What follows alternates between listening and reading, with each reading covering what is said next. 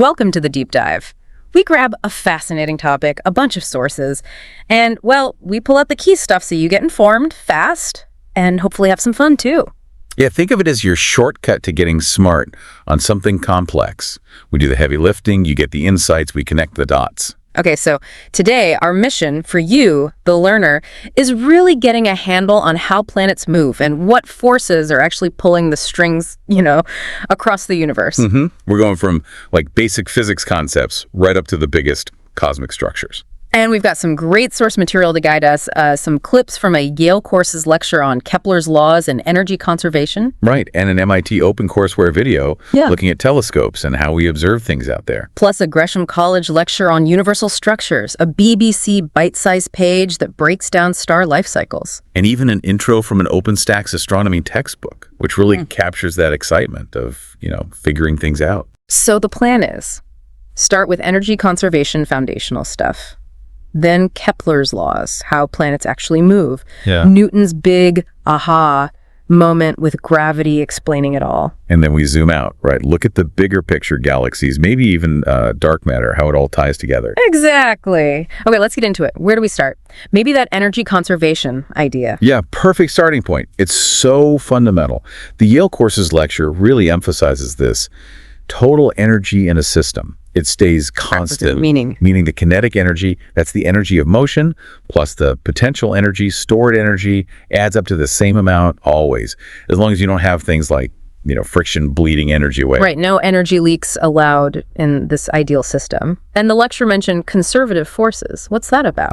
Yeah, that's crucial. Conservative force, like gravity, basically means any energy you spend working against it is stored up. It's not lost. Like lifting a book. You put energy in, it stores it as potential energy. Exactly. And you get that energy back when it falls. The path you took to lift it doesn't matter for the energy stored. That's the key. Path independence. Okay. And gravity's like that. Gravity, electromagnetism. The big fundamental forces are conservative.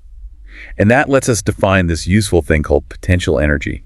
It's super helpful for calculations. Got it. Okay, so with energy conservation in mind, how does this lead us to planets moving Kepler time? Kepler time. Yeah, so Johannes Kepler, he was working before Newton using this incredibly precise data from Tycho Brahe. Just phenomenal observations for the time. And he came up with 3 laws describing how planets orbit the sun. What's the first one?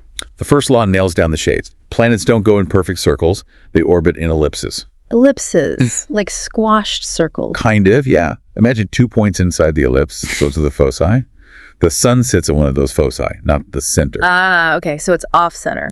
Right. And the definition of the ellipse is that if you take any point on the path, the sum of its distances to those 2 foci is always the same number. The Yale lecture had that nice string and pins analogy. Right. And you mentioned the semi-major axis. Yeah, that's basically half the longest diameter of the ellipse. It gives you a measure of the orbit size. And if those 2 foci points actually merge, then your ellipse just becomes a circle. Okay, cool. Law number 2, something about areas. Yep, equal areas and equal times. Imagine a line connecting the planet to the sun.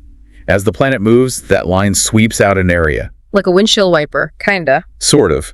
Kepler found that the rate at which it sweeps out area is constant.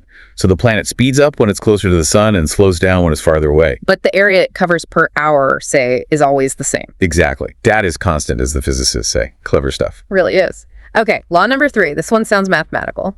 It is, but it's elegant. Yeah. It connects to the time it takes a planet to go around the sun. That's the period, key, with the size of its orbit.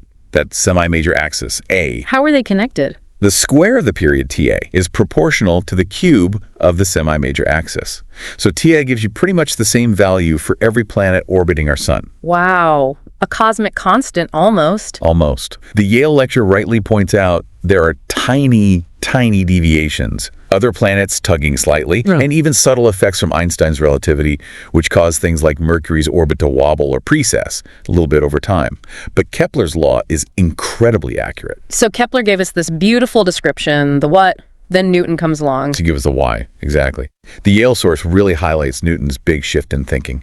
He realized force doesn't just cause motion, it causes a change in motion. Acceleration. During the plague years, famously. Developed calculus, too. Yeah, needed the math tools. His goal was clear. Explain Kepler's laws using his new understanding of motion and forces. And the key? Universal gravitation. The big one. F equals gmm dir y. That's the one. The force, F, between any two objects with mass, m and m, depends on those masses and the distance r between their centers. G is the gravitational constant, just a number that sets the strength of gravity everywhere. Universal. That was the radical idea, right? Applying Earth rules to the heavens. Huge leap of faith, as the lecture put it. This idea that the same laws apply here and up there, and proving that a sphere's gravity acts as if all its mass is at the center, that needed his new invention, integral calculus. Not trivial. Okay, so how did F, GM, dir RE explain Kepler's rules? Let's take this simple case, like the lecture did a circular orbit. Right, for a circular orbit, you need an inward force to keep the planet turning. That's centripetal force, mv far utilitarian, Newton said. That force is gravity. So you set them equal. GM, equals mv Exactly. And look what happened. The planet's mass cancels out. Whoa, so the orbit doesn't depend on how heavy the planet is? Nope. The condition for a stable circular orbit just becomes v/r equals gm, where m is the sun's mass. The planet's mass is irrelevant for the orbit's parameters. Mind blown. Okay, how did that get us back to Kepler's third law? 2 over O. Well, for a circle, the speed phi is just the circumference divided by the time it takes, the period t, so v equals 2r. Okay. Substitute that expression for back into the v/gm equation. Do a little bit of algebra. And out pops Kepler's third law. Out pops TR is 4gm. And suddenly, Kepler's mysterious constant isn't mysterious anymore. It's just made up of pi, g, and the mass of the sun. That's incredible. Linking observation directly to fundamental physics. A massive unification. Newton nailed it. Okay, let's shift slightly and talk about energy again, but specifically in these gravitational systems. Right. Since gravity is conservative, we can talk about gravitational potential energy. The Yale lecture gives the formula.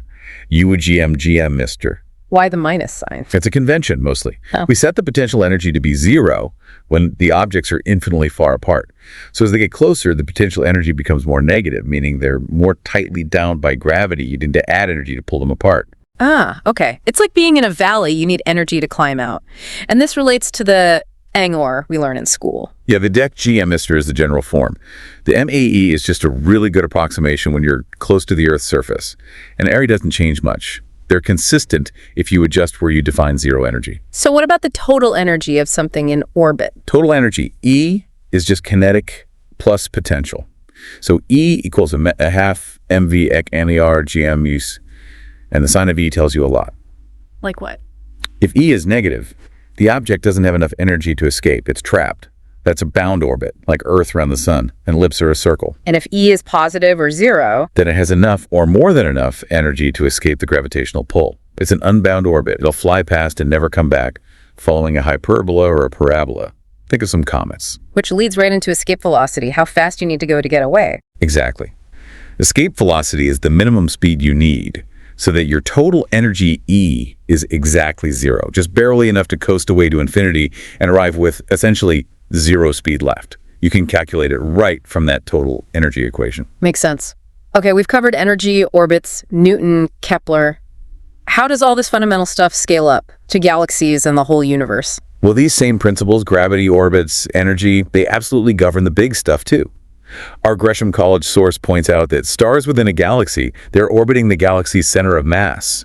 Gas clouds too. Like a giant solar system, but with billions of stars. In a way, yeah.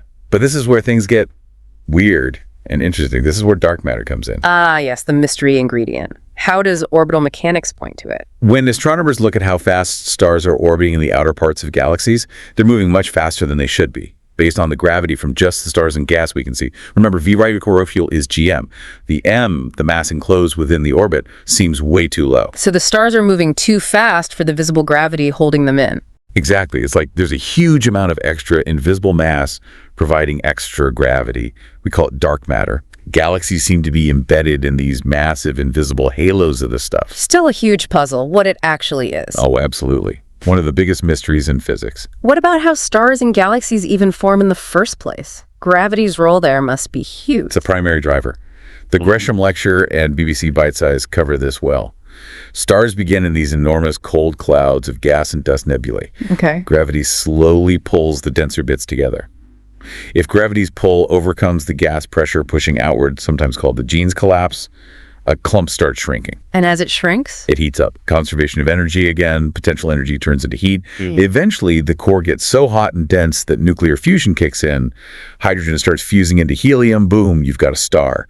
A protostar becomes a main sequence star. And its life after that depends on how massive it is, right? BBC Bite Size mentioned that. Totally depends on mass.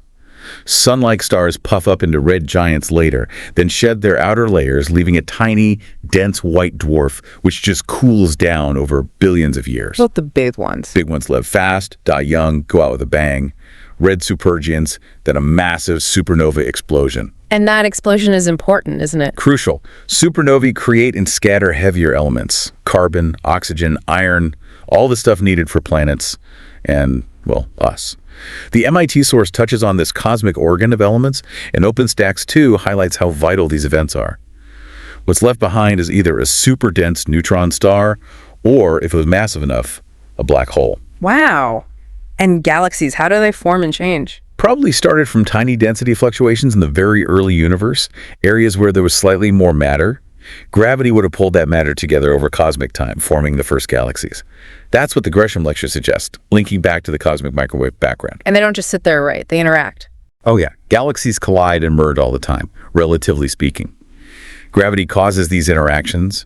Tidal forces can stretch galaxies out, rip off streams of stars, create beautiful spiral arms, or trigger massive bursts of star formation. Like cosmic car crashes leading to new stars. Pretty much. You see all sorts. Spiral galaxies like Andromeda, barred spirals like our Milky Way, big roundish elliptical galaxies often formed from mergers.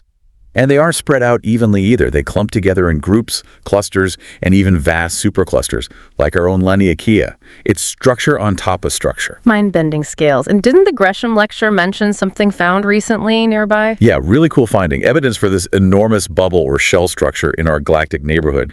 The idea is it was carved out by the shockwave from one or maybe multiple supernovae millions of years ago. And that shockwave did what? It swept up and compressed the interstellar gas and seems to have triggered a wave of new star formation all along the surface of this bubble. It shows these processes, gravity and energy from stellar deaths, are still actively shaping our galaxy right now. Okay, wow. So wrapping this up, we've really gone on a journey, some definite aha moments here. For sure. Starting with just energy conservation, a simple idea. Right, and seeing how that plus Newton's gravity explains Kepler's beautifully observed laws of planetary motion. And then applying those very same ideas to understand how stars orbit in galaxies. Which then leads us straight into the puzzle of dark matter, because the visible stuff isn't enough. And even seeing how gravity drives star birth and death, and how galaxies themselves form and evolve through these gravitational dances. It really shows how these fundamental, maybe even simple-sounding laws have such huge, universe-spanning consequences. It's incredibly powerful, yeah. So maybe here's something for you, the learner, to think about. We've seen how our understanding of gravity, from Newton to hints of relativity with Mercury's orbit, has deepened. How might it evolve further? Right, with new telescopes, new observations, maybe gravitational waves, or deeper studies of the cosmic microwave background. Could that unlock the secrets of dark matter? Or reveal even more about how these vast cosmic structures came to be? It's definitely the frontier. The quest continues. A great reason to keep looking up and keep learning about astronomy and astrophysics. Thanks for joining us on this deep dive.